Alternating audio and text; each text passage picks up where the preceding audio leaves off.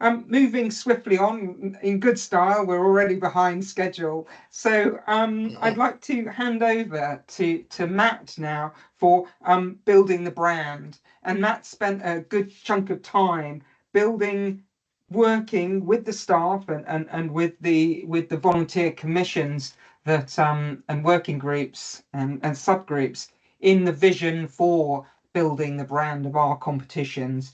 And Matt really, he's one of the strategic managers at Volleyball England. He's come from boxing. He's an absolute inspiration to work alongside.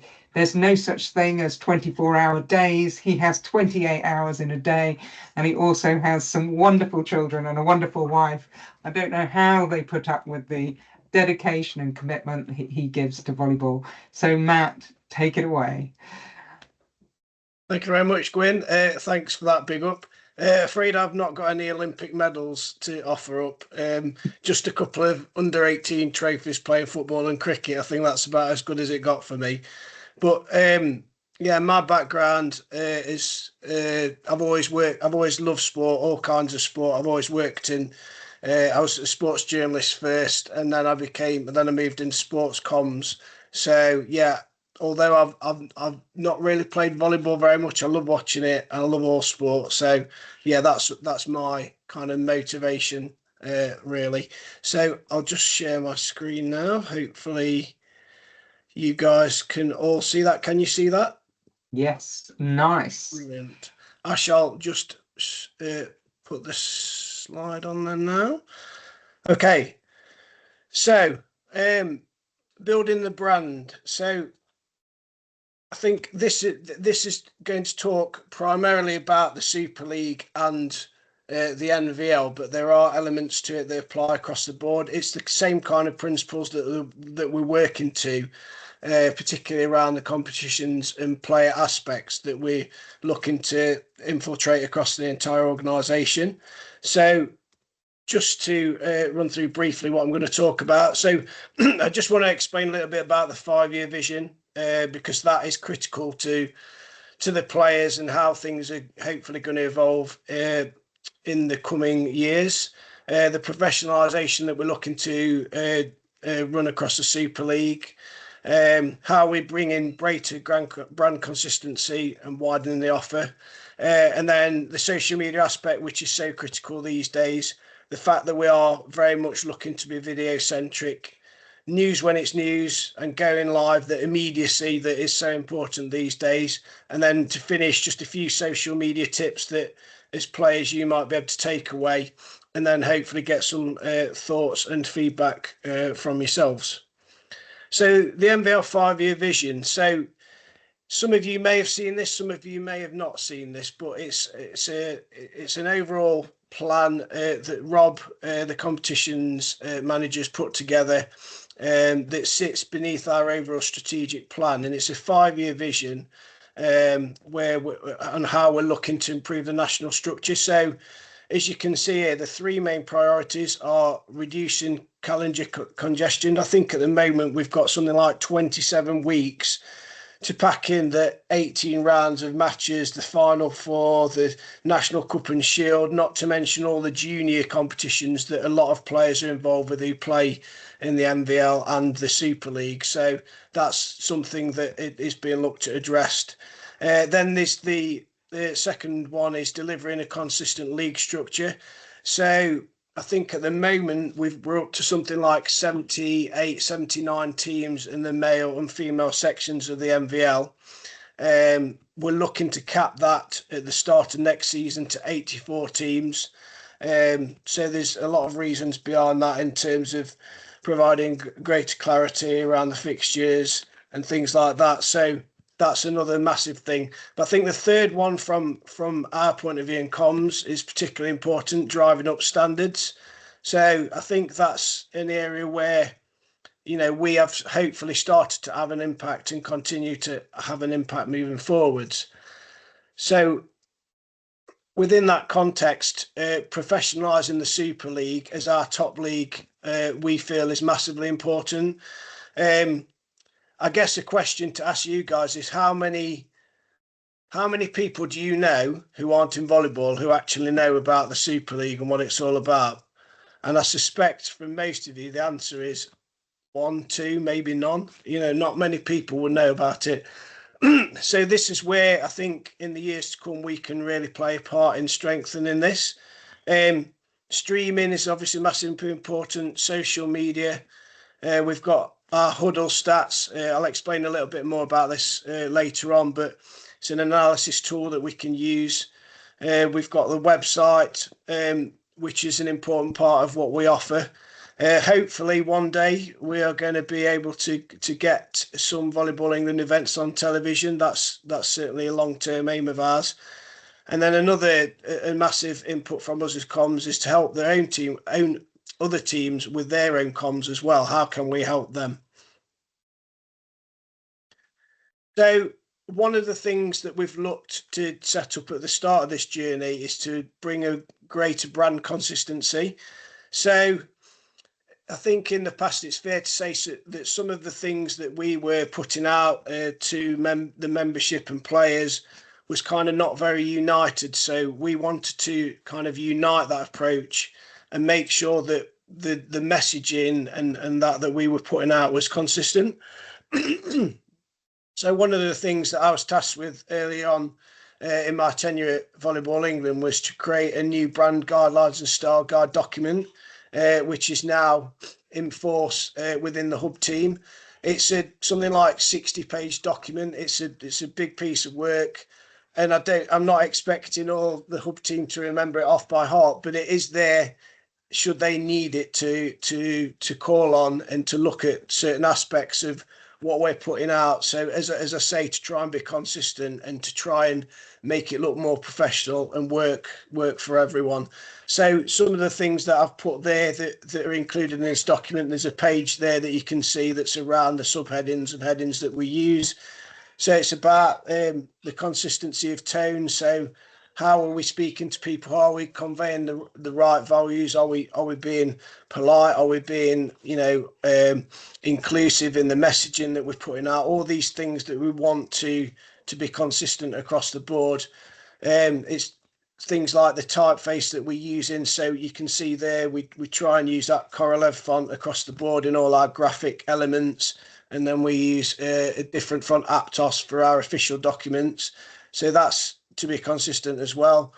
And I mentioned as well about the style that we write text. So by that I mean we would, if we're talking if in official documents, we would talk in the say Volleyball England is doing XYZ, but on social media it's a lot more friendly and it's a lot more we are doing this. So it's just about being consistent in that frame as well. And then in a lot of the things that we put out design wise, I think in the past different documents have used different formats, so it's just about bringing all that together. And then finally, we've now got templates for documents that staff can use to help them follow the right path, so to speak. So I mentioned in the intro about widening the offer. So I think one of the key things that certainly I noticed when I started in the role was we simply weren't putting out enough stuff. We weren't getting enough messages out about enough of the activities that we as an organisation, Volleyball England, and indeed the player and club network were up to. So that's definitely been a key thing for us, is to up that rate of content and also with it try and improve the quality of it. So I've got a gentleman who's working with me who a lot of you probably know, John Cornish, who's very, very good at his design and layout stuff. So there's a couple of examples there of some content that we put out about Queen and King of the Court. And again, it's about this trying to present a professional approach and make everything joined up and on brand. Another thing that has been particularly important in terms of widening the offer and putting out and upping that content output has been user-generated content. We can obviously only be in one place at one time, so getting people, clubs, players to send in their content that we can then use and repackage to talk about different things has been really important for us. So another key thing for us has been social media. I think it's something like 94% of Gen Z and millennials, which probably incorporates a lot of our players, are using social media pretty regularly. Something like 62 million people in the UK. That's again a big percentage of the population are on social. So absolutely goes without saying that it's critical if we want to get messages out to do this right. I mentioned some of the platforms there that we're on: Facebook, Instagram, TikTok, LinkedIn, and YouTube. And you can see below that the numbers that we've driven up during the course of that time. I think it's been particularly important to do this to be able to reach different people. For instance, Facebook is massively important, probably with a slightly older demographic. So looking at if we want to get messages out to coaches, officials, then Facebook is really good for that. Instagram, it tends to be for a lot more impactful for us, for the younger generation. And TikTok even younger still. I mean, that's only been going for sort of a year and a bit, but already we had some great engagement on that. And then YouTube, obviously, for the streaming platform, is important as well.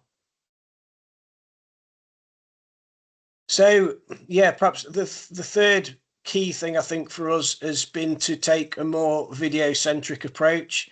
So they say a picture tells 1,000 words, then a video can probably tell 1,000,000. So you can pack so much into, excuse me, a minute long video, much more than you can if you write a 2-page document. And obviously it's that much more impactful, and people are much more likely to watch it than they are to wade through, like I say, a long document. So yeah, I mean, I think when I started, we were maybe putting out 1 video a week if we were lucky. I think now we're looking at 3-4 videos a day, and obviously through our big events, it's much more than that. So yeah, it's been massively important for us.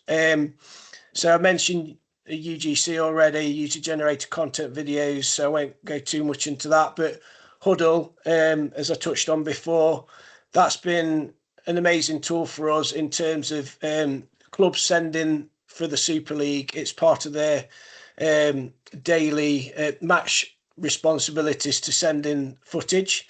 And from that, not only can we use the videos to clip up highlights, I mentioned on there killer spikes, monster blocks, digs, best plays of the week, all that kind of thing, but we can also use the stats that it produces for the players to then put out the charts that you may have seen, the best blockers, best spikers of the league, and we update those regularly. We do players of the month, eventually players of the year. So that's another great way to pull people in and engage them with what we're doing. We've also tried to, as a comms team, to make a conscious effort to get out and about to a lot more events. We try to get to MVL games when we can. We go into all the Super Series matches this year, a lot of the junior competitions we cover as well. So it's about getting out, I think, and meeting people as well, because then you can speak to them and like I say, much more likely to send the stuff in. But also, I think just being on the spot, you can get that much better coverage and engagement. As we see, a lot of the videos where we're kind of right there at the court side, they're the ones that tend to do best. And I mentioned there used to be an old adage when I worked in newspapers that names sold papers. Well, I think these days people featuring videos is like your selling point, if you like, and that drives your engagement, and people love to share those experiences. So yeah, we found that to be really effective. And then perhaps the fourth key component is what I've called news when it's news. So I think perhaps in the past we might have been guilty in the organisation of leaving things a little bit. So something happened at the weekend, maybe on the Saturday, but like, oh, we're not working then, so we'll wait and we'll do it on Monday. Well, obviously by that time, people aren't as interested in it. It's not the thing that people are buzzing about and want to talk about. So it's been, again, a thing that we've tried to work to, where if the event's happening, then that's when we cover it. So you may have seen when the Bellows won the Elite 16 event just a week or so ago. That was straight on our socials, and then we did follow-ups. We did a piece with Kirk Pittman about their victory and how important it was and what it meant in the context of Volleyball England. So yeah, just I think very important to do things as they happen. Seen it with sort of Beach Nevza Cup finals, Final Four, all the things we're covering. We try to almost take that 24/7 approach, which is hard work, but I think it definitely brings the rewards in terms of the engagement that we're getting, and we seem to have had some good feedback around that as well. So the last key component, I would say, is so I've called it going live, which by that I mean live streaming. So my colleague JC, he's very adept in terms of his technical skills. So he's been at the forefront of leading our project to cover more major events. So in the last year, you may or may not have seen, we've covered Beach Nevza, where I think we did something like about 120 live streams across 3 days. So we literally covered every single match that happened in that Beach Nevza, which was an incredible effort, particularly from JC. Yeah, we've done Paravolley Europe event, which we supported with alongside the BVF, the Queen and King of the Court London Showcase, and then there's also been all the major events that we've hosted. So opening weekend, Final Four, and then you've probably seen that we're going to be running Super League Live events, which start this weekend and will be operating for the next sort of 3 to 4 months before the end of the season, where we're going to be broadcasting live 4 Super League games at each of those Super League Lives. And obviously this has a big impact in terms of commercial interest. We've already seen a few different commercial partners and sponsors coming on board, which we obviously hope to widen out as time goes on. And I think it's just important to bring the sport into new focus. So as I mentioned before, probably volleyball in this country has not always had the widest coverage, but over time we can hopefully pull in new fans and people to watching the sport and wanting to play it as well. Ultimately, we want to have a much bigger pool of players to pull from. And I think we can help do that by, the innovations that JC's making in terms of the different camera angles, the commentary that we've brought in, the graphics, overlays, and also the action replays. So that's a little bit about how we're looking to widen the brand. Just for you, I think, as players, maybe a few little social media tips that you can take away. Some of you probably whiz bang at using social media and you think, oh yeah, I know all this, but some of you may pick up 1 or 2 bits that aren't so obvious. So I've always thought this is important. If you're putting out posts on social media, always think, would my grandma like to see this? Would she be happy with what I post? Because once it's out there, it doesn't matter if you delete it, if you made a mistake. Once you've put it out there, you can never get it back, and someone might screenshot it. So my recommendation is always think, is my grandma going to be happy with this? I think as players in any sport, and I speak from experience, you can be quite raw after a match. It can be, you can be quite upset. So I always think don't post something when it's raw. Wait until you've had time to reflect on it. And if you still think it's a valid thing to post after that time, then yes, fine. But quite often you might think, well, actually, maybe that wasn't the best idea and I'll leave it. So yeah, I'd always take anything that's contentious or a hot topic offline and just have a conversation with someone instead of putting it out there in public. I think be polite, courteous and respectful in defeat. This is a good one because I've seen, you know, some brilliant posts from people where, you know, they've just lost a really important match, but their sportsmanship and what they put on as a post really comes over well. And if you're looking to promote yourself and the best version of yourself moving forward, then, you know, I think things like that really count for a lot, and people really pick up on it. So if you're encouraging to your teammates and, you know, congratulating the opposition on playing a great game, you know, that's really going to help you in the long term. And then don't mix personal life with your sporting career. I think a lot of people, particularly I would say junior players, are guilty about this. So they might have two separate accounts and they'll put the volleyball thing on one and then think, oh, it's all right. I'll hide my private account away somewhere and no one will pick up on that. But as I'm sure you've seen, you know, in the media, people have come a cropper from this where they've posted something they maybe shouldn't have done on the private pages, and then they've regretted it at their leisure. And this can obviously affect things like selection for a national team. You know, it can really have an impact on your career moving forward. So always think carefully, I think, about what you do post and where you post it. And in terms of positivity and putting yourself out there, I think posting regularly is really important. If you want to gain traction. Sounds obvious, but it's no use just posting, you know, once every month and expecting people to be interested. You know, one of one of the key things for us has been to post regularly and keep that engagement. And I think if you can do that, it will really help you. And if the final point is to always try and give credit to people when you use images and videos. A lot of people just think, oh, I'll pull that off of Google. That's a great picture of me. I'll use it. But I just think, you know, you can land yourself in trouble by not giving credit. So that's always a good one to observe.